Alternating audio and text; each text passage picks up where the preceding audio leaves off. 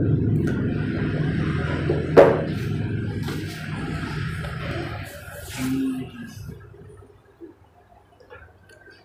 hadratin Nabil Mustafa Muhammadin sallallahu alaihi wasallam li jami'i awliya wa masyayikhina khususan sahibi hadhil kitab fadallahumul fatihah. A'udzu billahi minasyaitonir rajim. Bismillahirrahmanirrahim. Alhamdulillahi rabbil alamin arrahmanir rahim maliki yaumiddin. Iyyaka na'budu wa iyyaka nasta'in ihdinas siratal mustaqim siratal ladzina an'amta 'alaihim ghairil maghdubi 'alaihim waladdallin amin.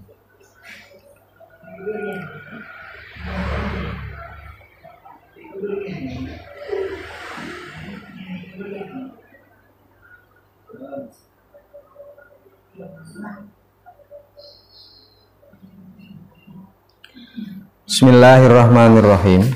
Melanjutkan pembacaan yang kemarin, yaitu sejarahnya putra dari Raja Brawijaya V atau Brakertabumi. Jadi kemarin saya ada beberapa hal kemarin yang mesti kita analisa, kita catat terkait kenapa kemudian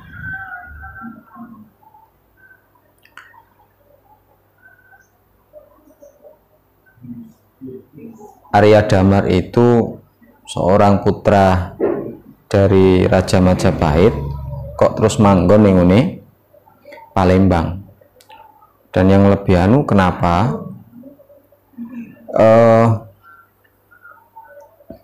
Raden Patah, kalau melihat dari yang disampaikan dalam kitab ini, Raden Patah itu hubungannya ruwet dengan Arya Damar. Dalam artian ruwet, di satu sisi Arya Damar itu juga putra dari Brawijaya, sedangkan Raden Patah juga merupakan putra dari Brawijaya.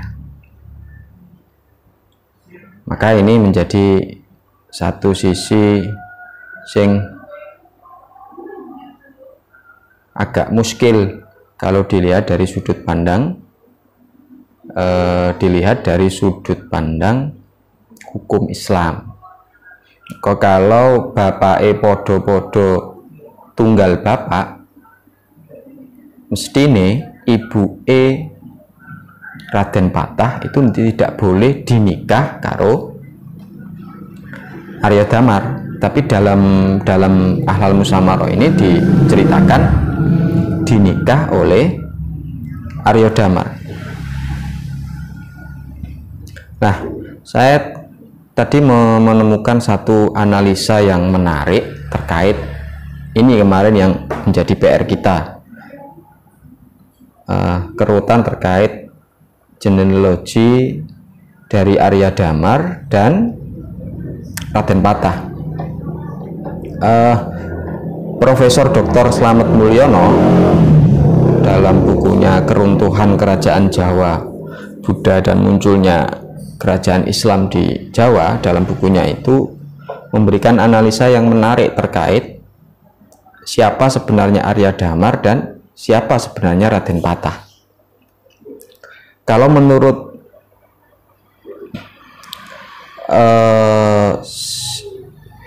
Arya Damar, siapa itu? Sopo mau Slamet Mulyono, Arya Damar itu sebenarnya bukan tunggal bapak karo Raden Patah. Karena Arya Damar itu memang benar, dia itu anak raja, putra mahkota dari kerajaan Majapahit.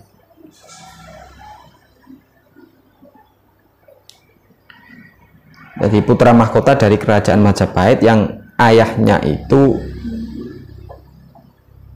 bukan Kertabumi atau Brawijaya V, tapi raja sebelumnya yaitu Hyang Wisesa. Slamet Mulyono, Profesor Slamet Mulyono karena memunculkan pendapat ini berdasarkan kronik yang ditemukan dari Kelenteng Sampokong Semarang. Jadi dalam catatan Kelenteng Semarang yang dianalisa oleh Profesor Mulyana mengatakan bahwasanya Arya Damar itu adalah putra dari Raja Majapahit, yaitu Yang Wisesa. Sedangkan Raden Patah itu merupakan putra dari raja setelahnya, yaitu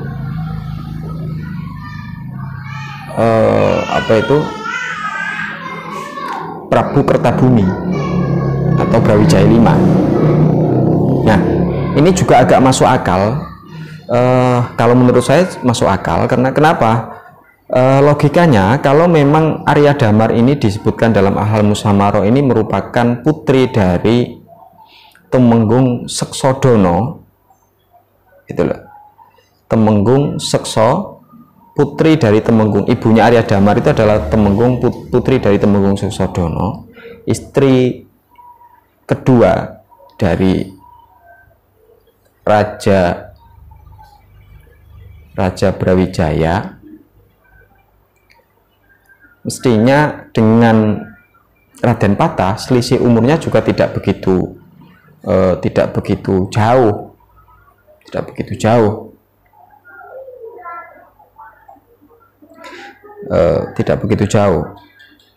Lah, kalau kemudian itu menjadi bapak angkatnya, itu paling selisihnya mungkin sekitar 10 tahun. Ini kan juga agak timpang, selisihnya 10 sampai 15 tahun dengan kelahiran siapa itu? Raden Patah. Beda lagi kalau kita asumsikan bahwasanya analisa yang disampaikan oleh Profesor Slamet Mulyono ini benar, maka secara hitung-hitungan umur pas. Jadi Arya Damar memang anak raja sebelumnya, yaitu Yang Wisesa,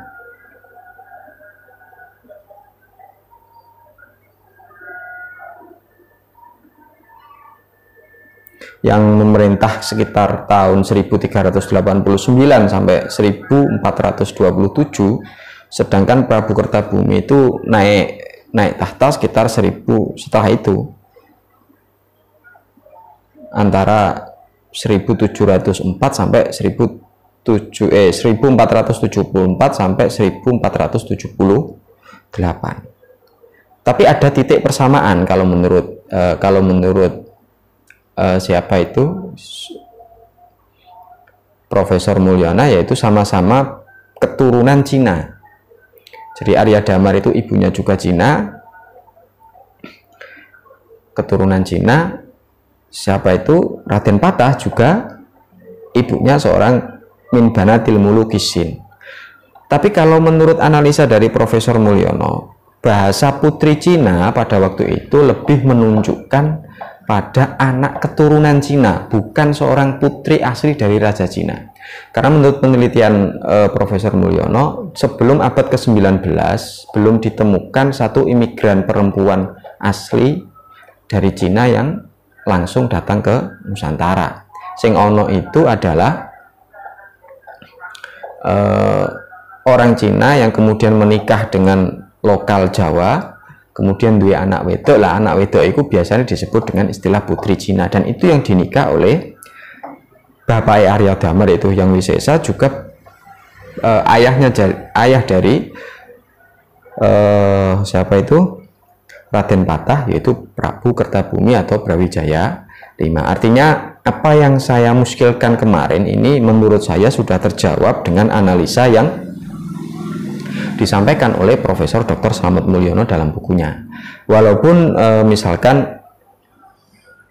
Agus Sunyoto dalam Atlas Wali Songo juga tidak mengatakan seperti itu, tapi kalau sama dengan yang di sini, yaitu tunggal bapak, tapi ini akan memunculkan permasalahan, yaitu permasalahan terkait pernikahan antara Arya Damar dan istri siapa itu, istri Prabu Brawijaya V, yang mestinya itu secara hukum Islam tidak boleh dinikah. Padahal sama-sama sepakat bahwasanya baik Profesor Mulyana ataupun Agus Sunyoto sama-sama sepakat bahwasanya Arya Damar itu adalah salah satu punggawa Majapahit yang beragama Islam. Nah, artinya saya lebih cenderung dengan analisa dari dari Profesor Mulyono. Nah, kemarin ada yang kedua. Kemarin saya juga agak iskal, kenapa kemudian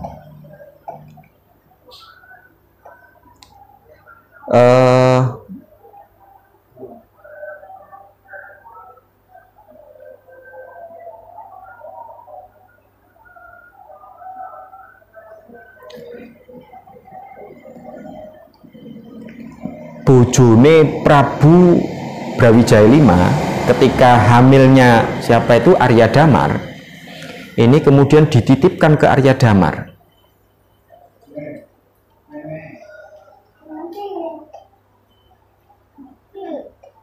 Dalam kenapa nak? Loh, mimik gitu mereka no. Api ngaos. Ini kan jadi masalah. Artinya mestinya seorang istri raja itu bertempat di Puri Keraton.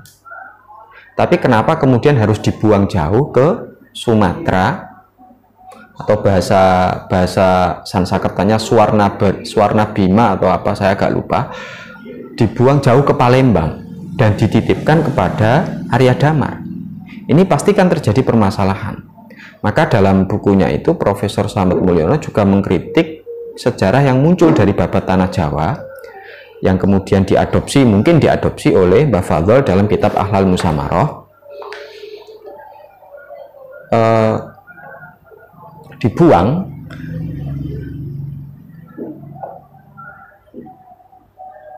ini ternyata ada alasannya menurut siapa itu, menurut Profesor Slamet Mulyono itu ada alasannya, karena memang ini terkait keselamatan dari istri Brawijaya yang pernikahan terakhir, yaitu Putri Cina itu tadi, karena terjadi pergolakan di dalam HP. Maturumi HP Nabi Tenduri TV kok.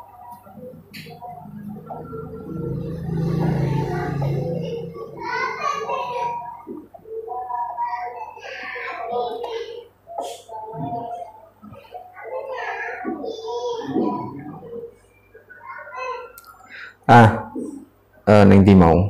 Jadi istrinya Brawijaya ini yang dari Putri Cina ketika mengandung Arya Damar ini kemudian diungsikan ke Palembang karena memang istri baru ini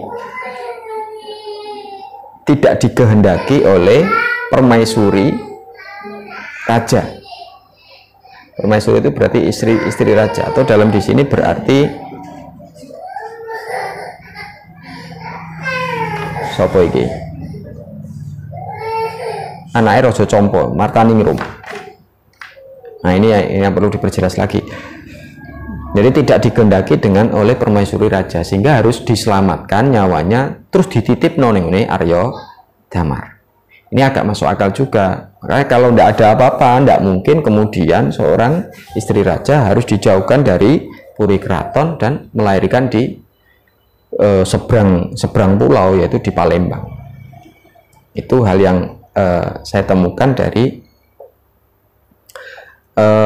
keiskalan kita kemarin ketika membahas tentang cerita Arya Damar atau Arya Abdillah, kemudian Arya Abdillah dan Raden Bata terkait keruwetan hubungan mereka. Jadi, ini menurut saya bagi saya sudah clear. Nah, kalau kemudian kita ikuti analisa ini, berarti tidak ada masalah pernikahan Arya Damar dengan istri Prabu Kertabumi atau Brawijaya V yang kemudian disunting oleh itu dan melahirkan anak, yaitu Raden Husein, atau yang kemudian hari menjadi Senopati atau mana itu Adipati Terung atau Raden Husein. Ini secara hukum Islam pun masih masuk akal, karena itu bukan istri dari ayahnya, istri dari saudara ayahnya, sehingga masih diperkenankan seorang keponakan menikahi bekas istri dari Pak Lie atau pamane. Itu masih sah secara aturan fikih. Jadi saya lebih cenderung ke analisanya Profesor Mulyono di bukunya Keruntuhan Kerajaan Majapahit Buddha Hindu itu tadi.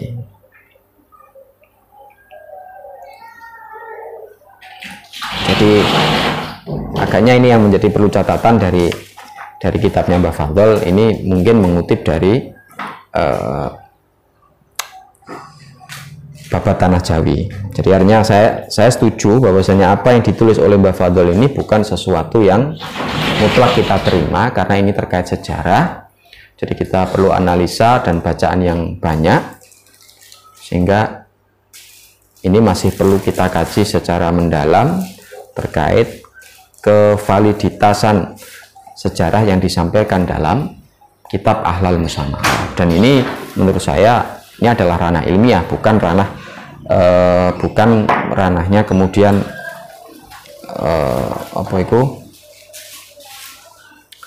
ngwalati, enggak, karena ini berbicara tentang sejarah. Itu yang terkait kemarin yang menjadi pertanyaan kita bersama. Kita lanjut bacaan yang kemarin, kita sampai pada halaman 8 kalau di kitab saya, enggak tahu kalau yang di kitab versi PDF yang kemarin saya share di grup. Kita sampai pada qauluhu fakharaja min dalikal makan. Fakharaja mongko metu sapa Bondan Kejawen. Bondan Kejawen atau nama lainnya adalah Lembu Peteng, putra dari istri paling muda dari Raja Brawijaya V. Min dalikal makani, saking mengkono panggonan nazilan halih mudun min kunnatil jabali, saking pucuke gunung. Jadi kalau kemarin dikisahkan bahwasanya karena Bondan Kejawen ini merasa malu, mestinya dia itu seorang putra mahkota, seorang putra raja, tapi kok hidup melarat. Apalagi di masyarakat sekitarnya di mana dia tinggal bersama seorang petani itu, dia sudah masyhur merupakan salah satu putra atau pangeran, putra dari Raja Brawijaya, itu pangeran. Artinya dia berkedudukan sebagai pangeran tapi kok uripe soro, sehingga kemudian dia topo utawa cara riyadoh, cara bahasa pondoke riyadoh ning gunung di Dieng, atau dalam bahasa ning kene kita Kadieng, atau kalau mungkin sekarang ya bahasanya lebih enak Dieng, Gunungan Dieng di daerah Jawa Tengah ya, daerah Jawa Tengah sana. Kemudian nyepi ning kono riyadoh mesesok tirakatan, kemudian oleh hatif atau dalam bahasa kita namanya wangsit, untuk berangkat mencari guru, dan ketika sudah ketemu nanti dia harus berkhidmah kepada guru dan selalu mengikuti arahan dari guru tersebut. Maka setelah mendapatkan wangsit tersebut, fakhraja min dalikal makan nazilan min kunatil jabali, maka kemudian dia turun gunung, wasahalan mengumboro sapa Lembu Peteng utawa Bondan Kejawen fil ardi ing dalam bumi, salikan hale wong kang ngambah li syi'abi maring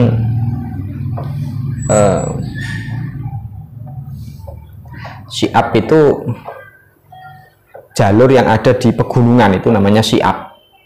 Jadi jalur yang ada di pegunungan. Jadi gunung itu kan biasanya ono jalur nih pinggir lerenge, itu namanya syi'ab. Wal hidzobilan gunung cilik, so idan hale wong kang munggah ala sawamihil jibali, ngatasi piro-piro ndhuwure piro-piro gunung, pucuke gunung, habiton tur mudun fil wudyani, yang dalam piro-piro jurang, wa amkinatil aujali, lan piro-piro panggonane wedi, tempat-tempat yang menakutkan. Haib jaiban hale wong kang berkelana fil biladi ing dalem pira-pira negara wal qura lan desa. Kharijan hale wong kang metu min hadhihi saking iki wa dakhilan lan mlebu fi ukhra ing dalem panggonan kang liya. Jadi dia kemudian turun gunung, berkelana di muka bumi, naik turun lembah gunung, kok ceritanya Ninja Hattori itu. Dari satu desa ke desa yang lain, keluar masuk mencari seorang guru. Jadi ini dalam proses mencari seorang mursyid, kalau dalam bahasa tasawufnya mencari seorang mursyid, karena sesuai dengan hadis yang ia terima, wangsit yang diterima di Gunung Dieng, di Gunung Dieng. Kullu dzalika utawi saben-saben mengkono-mengkono perjalanan mau ya kharaja min dalikal makan nazilan mau iku ma'atarki ladzi syarabi ing dalem sertane ninggalake enake ngombe wa ta'ami lan mangan wa hijranil furusi lan ninggalno pira-pira lemek lil istirahati kedue istirahat wal manami lan tu. Jadi perjalanan itu pun dia masih dalam kondisi tirakatan, artinya tirakatan mangane saidi, ngombene saidi, turu sak nggon-nggon. Qasidan hale wong kang nyejo bidzalika kelawan mengkono-mengkono perjalanan, bidzalika kelawan mengkono-mengkono ya lelakon mau. Ma'aliyas syarafi ing pira-pira kamulyanan, dhuwure kamulyanan. Wal izzi tegese kamulyanan bainal anami ing dalam antarane pira-pira makhluk. Jadi tujuan daripada tirakat itu dia pengen jadi wong gede, sebagaimana yang dia ingin cita-citakan sebelumnya. Jadi mergo rumangsa koyok pangeran terbuang, akhirnya piye aku carane dadi wong gede. Ngono. Walam yazalan ora gingsir-gingsir sapa bondan kejawen atau lembu peteng alatil kasyahati ing atase mengkono-mengkono ngumbara mau lono apa ya perjalanan mau pengembaraan mau hatta wasolah hingga tumeka sapa lembu peteng atau bondan kejawen. Jadi kita bisa merujukkan ke bondan kejawen atau lembu peteng ya mergo dua nama yang untuk menamai satu orang atau satu orang dengan dua nama.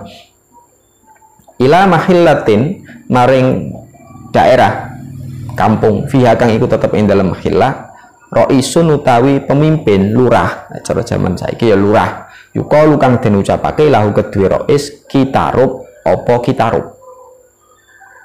Jadi sampailah kemudian dalam perjalanan itu sampailah ke daerah Grobogan di Kecamatan Tawangharjo sekarang itu ke utara sekitar 6 kilo atau berapa itu, kemudian dia sampai di daerah kampung yang di situ lurahnya itu punya julukan Kitarub. Sampailah di situ dia akhirnya. Wa qala lan ngucap sapa dawuh sapa Kitarub lahu maring bondan kejawen. Ngucap piye ma utawi apa iku alladzi kang jaa kang teka bika kelawan sira ilahuna. Jaa kang teka apa ladzi bika kelawan sira ilahuna maring kene-kene panggonan ya ayyuhal fatahe bocah nom. Apa sing ndadekno awakmu mara mrene cung cah nom. Itu dawuhe Kitarub.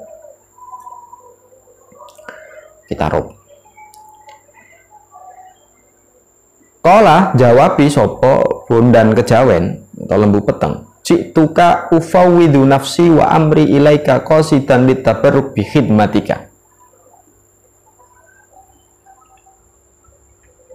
Citu teka sapa ingsun ka ing panjenengan ufawwidu halih masrahno sapa ingsun nafsi ing awak dhewe ingsun wa amri lan perkara ingsun ilaika maring panjenengan qasidan hale wong kang nejo litabarruki maring golek barokah bi khidmatika kelawan khidmah panjenengan. Ketika ditanya itu kemudian bondan kejawen mengatakan saya datang sowanten panjenengan ini dalam rangka untuk memasrahkan jiwa saya pokoknya kula niku pasrah bongko anten panjenengan dalam rangka ngalap barokah panjenengan kanthi khidmah ten panjenengan. Lah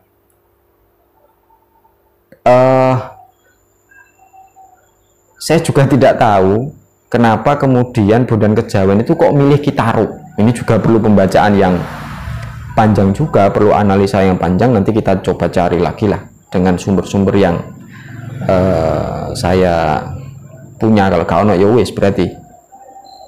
Jadi aku gak duwe buku tentang Kitaruk. Ya mungkin nanti di Atlas Wali Songo BED disebutkan. Saya juga belum baca tentang Kitaruk ini, belum sampai itu. Kenapa kemudian Bondan Kejawen pasrai mursite nengone Kitaruk, Ki Ageng Tarub. Kalau di Janu sana ada Ki Ageng Tarub, ono Ki Joko Tarub. Kalau Ki Ageng Tarub ya Kitarub ini, kalau Ki Joko Tarub ya akhirnya menjadi Bondan Kejawen atau Lembu Peteng, itu jadi Ki Joko Tarub. Itulah. Nah, jadi kalau dalam istilah tasawuf ini perjalanan Lembu Peteng ini terkait pencarian seorang salik untuk mencari seorang mursyid. Jadi pencarian seorang murid untuk mencari seorang mursyid. Ketika seorang salik itu mendapatkan seorang mursyid, maka dalam kaidah tasawuf as-salik kal mayyit, apa yang diperintahkan oleh mursyid harus diterima secara totalitas oleh seorang salik. Makanya bahasanya di sini ji'tuka ufawwidu nafsi amri ilaika. Ini dalam bahasa yang lain kula pasrah bongkoan panjenengan. Itu dalam bahasa tasawufnya as-salik kal mayyit, ini di hadapan mursyid. Itu seperti ini. Dan ini juga terkait memang dari sudut pandang tasawuf, memang mursyidnya akhirnya mursyidnya Lembu Peteng ini ya Ki Ageng Tarub itu. Ki Ageng Tarub itu. Karena nanti Ki Ageng Tarub itu berusaha meredamkan api nafsu yang ada dalam Lembu Peteng sebagai seorang pangeran untuk munggah tahta. Karena memang tadi sudah dijelaskan dalam bacaan sebelumnya bahwasanya Lembu Peteng itu punya cita-cita menjadi penguasa, menjadi orang yang mulia. Dalam artian di sini adalah seorang penguasa. Fatabas sama mongko mesem sopo Kitarub.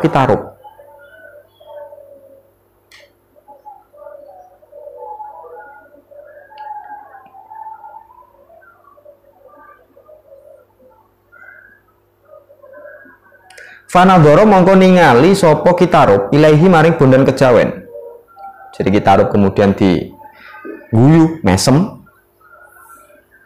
kemudian melihat secara Bondan Kejawen didelok, dipendelengi. Watafar rosalan ya berfirasat sopo Kitarub min wajihi saking wajahe Bondan Kejawen walamahati ainihi lan piro-piro pliriane mripate Bondan Kejawen. Jadi ketika memandang wajahnya Bondan Kejawen atau Lembu Peteng, didelok, diamati wajahe, diamati mripate gerak-gerike, Kitarub mendapatkan firasat anna hadzal fata ing temen setuhune ikilah bocah nom iku min abnail muluki, setengah saking pira-pira anake pira-pira raja. Melihat dari praupane wajahe, cara memandang, cara itu Kitarub mendapatkan firasat atau cara bahasa pesantren ini makrifat, mergo seorang mursyid kamil tahu siapa itu muridnya, sehingga caiki anake raja caiki. Walaupun Bondan Kejawen tidak mengatakan bahwasanya dia adalah putra dari Raja Brawijaya. Fasa'ala mongko takon sopo Kitarub hu ing Bondan Kejawen anismihi saking jenenge Bondan Kejawen, wa an walidihi lan wong tuane Bondan Kejawen, wa baladihi lan negarane Bondan Kejawen.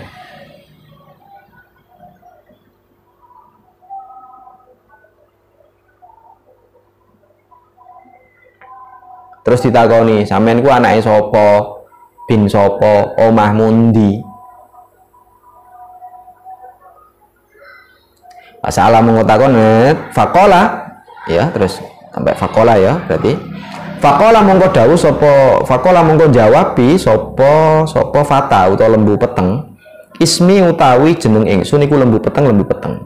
Wa ana utawi ingsun iku ibnu imroatin anake wong wadon yukalu kang den celuk den ucapake lau kedue.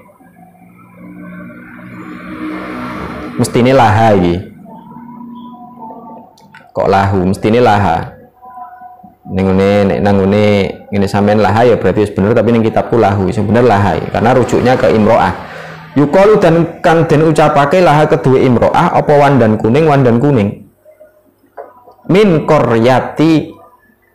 koryatin saking desa yukalu kang den ucapake laha kedue koryah apa karang jambu.